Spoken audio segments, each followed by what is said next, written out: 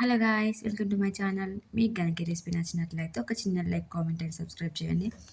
యాక్చువల్‌గా ఈరోజు నేను చేసిన రెసిపీ ఏంటంటే టమాటా పచ్చడి అండి. అదేంటంటే మనకు మామూలుగా టిఫిన్‌లు దోస కానీ, ఇడ్లీ కానీ చేసుకున్నప్పుడు మనకి ఎప్పుడైనా పచ్చడి చేసే టైం లేకపోతే మనకి పచ్చడి చాలా యూజ్ అవుతుందండి.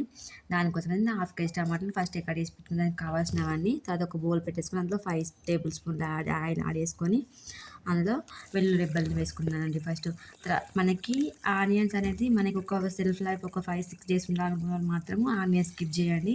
ఎందుకంటే అందులో ఉన్నప్పుడు మాత్రం ఆనియన్స్ ఉంటే పాడైపోతుంది చట్నీ. తర్వాత అందులోనే టమాటా ముక్కల్ని మనకు ఎంత కారం తింటే అంత పచ్చిమిర్చి యాడ్ చేసుకొని అందులోనే ఉప్పు, మన కరివేపాకు, జీలకర్ర ఇవన్నీ వేసి బాగా సేపు మగ్గనివ్వాలండి. అది కూడా సిమ్లో పెట్టుకోవాలి. మనం హై ఫ్లేమ్లో పెట్టుకున్నాం అనుకోండి టమాటా ముక్కలు మొత్తం మాడిపోతాయండి.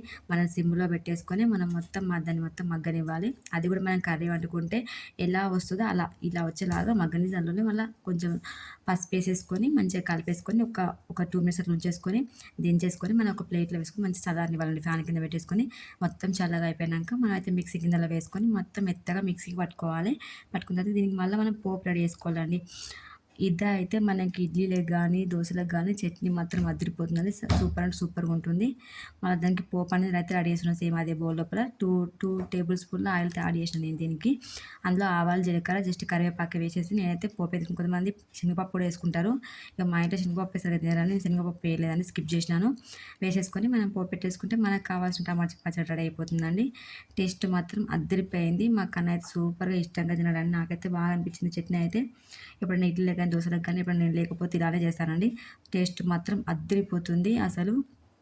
మనం మామూలుగా ఫ్రిడ్జ్లో పెట్టుకుంటే ఒక 5, 6 డేస్ అయినా బాగానే ఉంటుందండి. మనం బయట పెట్టుకుంటే మాత్రం ఒక 2 డేస్ మాత్రమే అట్లా బాగుంటుంది. రెసిపీ నచ్చితే లైక్ చేయండి, సబ్స్క్రైబ్